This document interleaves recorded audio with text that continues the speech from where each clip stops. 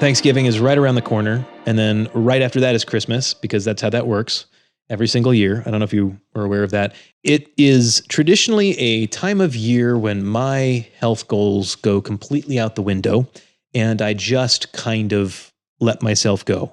I don't want to do that this year. I assume that most of our listeners don't as well. Help me out. What are some ways that we can stay on task, on goal, making progress, or at least not completely decimating all of the work that we've done throughout the year?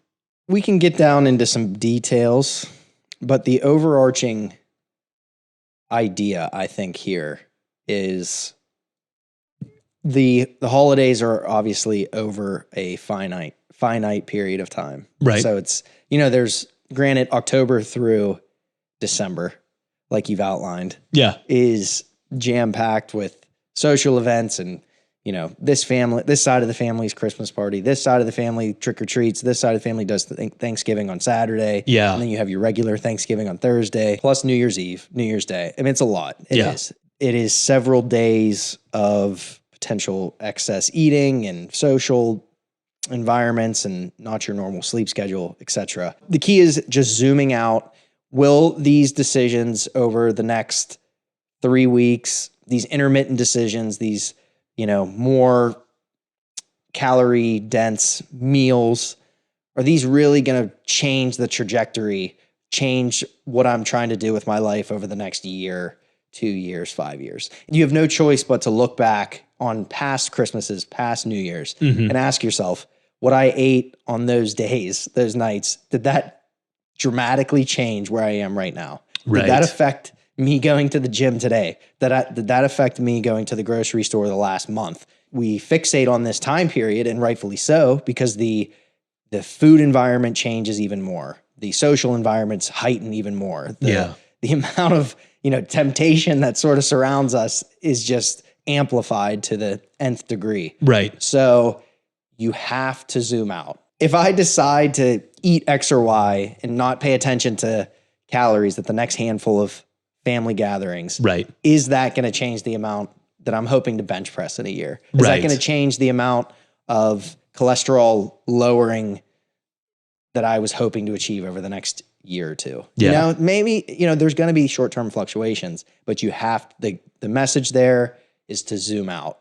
Would I be right in saying that part of what you're saying is what matters more is what you do over time in the long run than what happens in the course of the next, 3, 4, 5 family holidays? And look at it this way. This is a time to not throw everything out the window per se. That's also not what we're saying.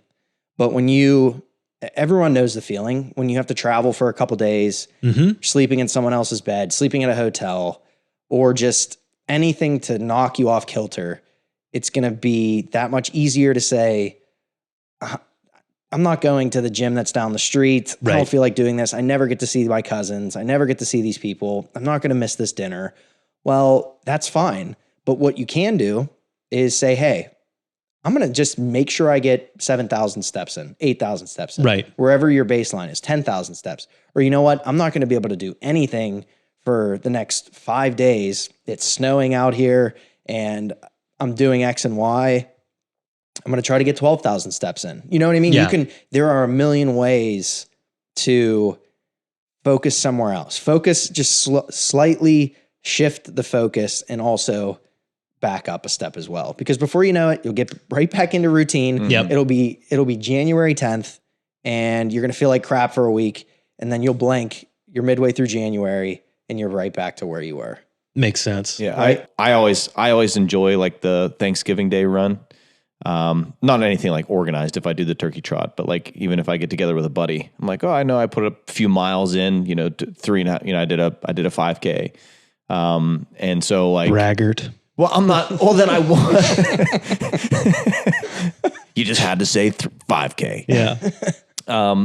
So then I don't necessarily feel like, but I like, hey, I'll have some food, but I'm not going to go crazy also, but I don't feel like I didn't come off my routines. I'm still doing my routines. It's a little bit different for the people who go out of town and who travel and who are with family and those types of things. But I think that counts for something. I really like that the families that do the flag football game and the turkey trot, and not that it's, like kind of like Tyler saying, it's like, whoa, well, good for you, like, wow. They're posting pictures on Thanksgiving while I'm eating my piece of pie. I didn't even wake up till noon, and they already played 4 football games and ran 16 miles, but with that said, that's a nice little goal. That's a fun way to incorporate physical activity. I'm sure that, that run, just the fact that it's a holiday, it's just overall a very positive time as it is,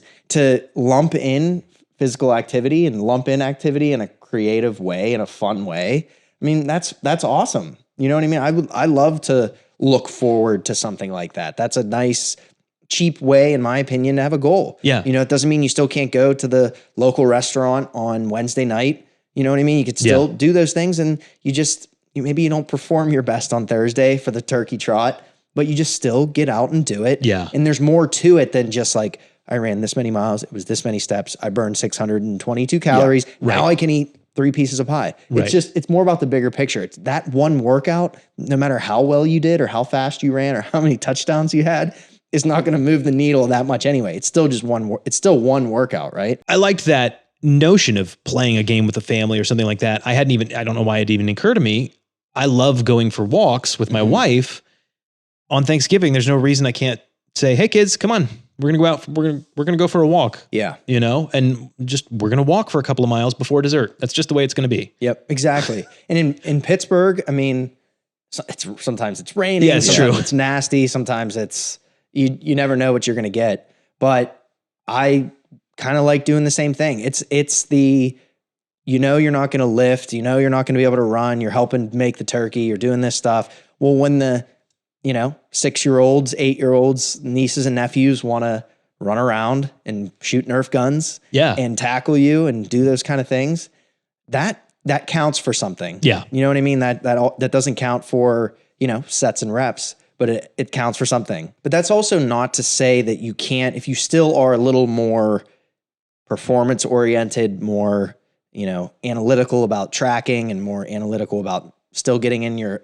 right amount of training volume on a week in a week's time or whatever, there are still things that you can do to, you'll find these tips anywhere, but Thanksgiving dinner's coming up. Maybe you usually have oatmeal for breakfast and 4 pieces of fruit.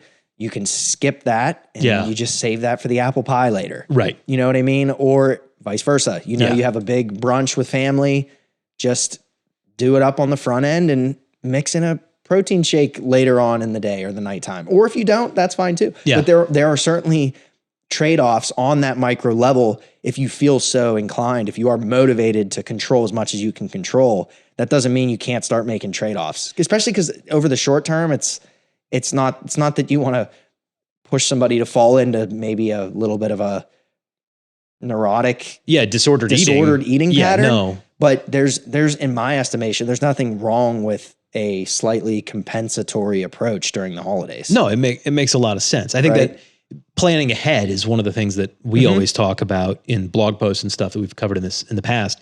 Planning ahead, knowing that Thanksgiving dinner is coming up, so I'm going to take it real easy on the night before, and I'm just going to have a simple salad with some light dressing, a balsamic dressing, and that's going to be dinner.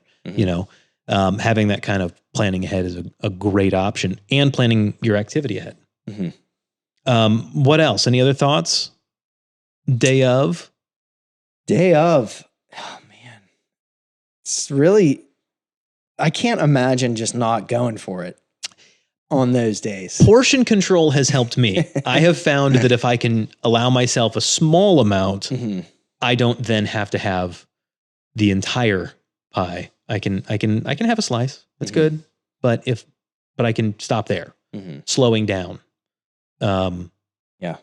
But if you want to go for it, you do that. You depending on, I don't know. Everybody is obviously going to process this stuff a lot differently. Yeah. A lot of people, they might say that is absolutely ridiculous. I'm not even thinking about my health or my fitness during this time period. Doesn't even faze me. I'm just going to enjoy this time of year. Is what it is. I'm going to get in what I can as far as exercise and salads and fruit and stuff, and let the chips fall where they may. Yeah. That's fine. Yeah. That's a fine mindset. Who are we to say there's anything wrong with that? But there's also this mindset that for those couple months, end of October through the new year, there again is just going to be no question more exposures to more sweets and more crazy dinners and more family dinners, that partaking in those will potentially just make you that much more motivated to kick it right back into gear when all of that stuff inevitably dies off. I think one of the things you said that is key too is the acknowledgement that it's just going to be what it is. Mm-hmm. Like giving yourself permission to have a day off. It's okay. Mm-hmm. We can get very caught up in tracking and all those details because it is good and it's a helpful tool, but setting your expectations ahead of time of just kind of going, it's okay. It's all right. Today is going to be the day that we just take it off and we're just going to not worry about it. Yeah. And it also doesn't lose sight of the fact that there are things that matter more than your total caloric intake or the number of reps you did. And spending time with friends and family is absolutely part of that. Absolutely.